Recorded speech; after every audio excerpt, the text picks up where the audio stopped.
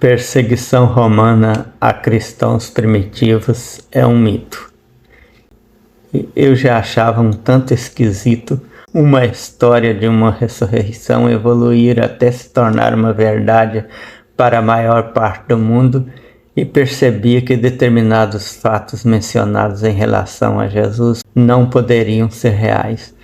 Ao ler sobre o livro de Cândida Moss, mesmo sem conhecer o livro, levando em consideração todas as informações adquiridas de outras obras, concluí que ela achou o segredo do cristianismo. Sua origem nem veio dos judeus, mas é coisa dos romanos. The Myth of Persecution. Perseguição aos cristãos pelos romanos é mito, afirma o livro. O filósofo Friedrich Nietzsche escreveu que os cristãos gostam de fazer o papel de vítimas, de coitadinhos, para tirar proveito disso. É como se eles dissessem a todo instante: somos perseguidos, embora sejamos bonzinhos.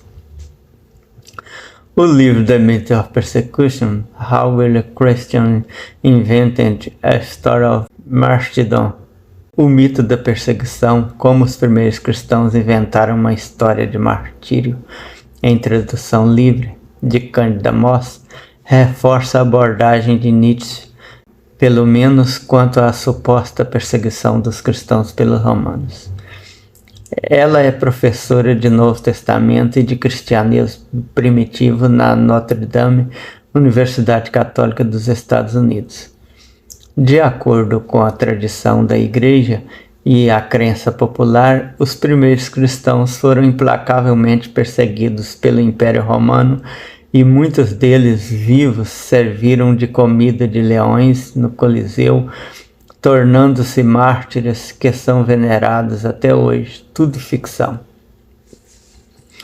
A verdade é que até um século depois de o cristianismo se tornar religião oficial do Império Romano, na época de Constantino, não havia sequer um único registro de fonte fidedigna de execução de cristão por romano. Acusações aos cristãos eram raras, constatou Cândida. Com certeza alguns cristãos sentiram o peso da brutalidade romana como pessoas de outras crenças, mas não pelo fato de eles acreditarem em uma divindade chamada Jesus. Foi por algum outro motivo. Politeístas, os poderosos romanos não se importariam nem se sentiriam ameaçados por uma pequena seita cujos seguidores adoravam um único Deus. Seita que era apenas mais uma entre tantas outras. Os cristãos não tiveram na época a importância a qual hoje afirmam que tiveram.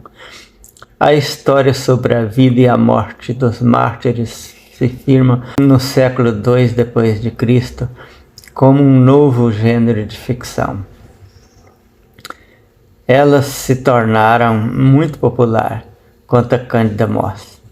Nos relatos havia muita violência, cristãos sendo pisoteados até a morte ou decapitados por oficiais romanos. Alguns historiadores classificam essas histórias como pornografia sagrada de crueldade, porque se referiam a homens e mulheres da igreja primitiva, os quais teriam sido submetidos à tortura e sofrimento de toda a ordem por professarem a fé cristã.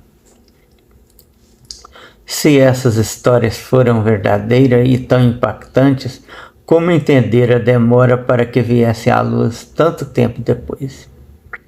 A resposta é simples. Elas foram inventadas para reforçar a mitologia cristã ainda em formação naquela época.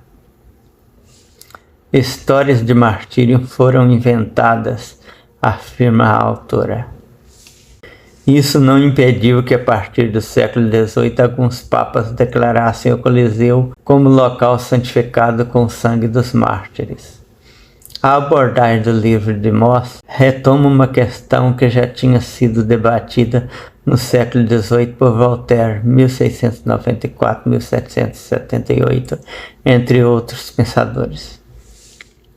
No livro Tratado sobre a Intolerância, ele disse que as histórias de perseguição aos cristãos não têm nenhuma substância, porque os romanos eram extremamente tolerantes em relação a religiões, tanto que entre eles existia o princípio deorum offensae dies curiae. Somente os deuses devem ocupar-se das ofensas feitas aos deuses.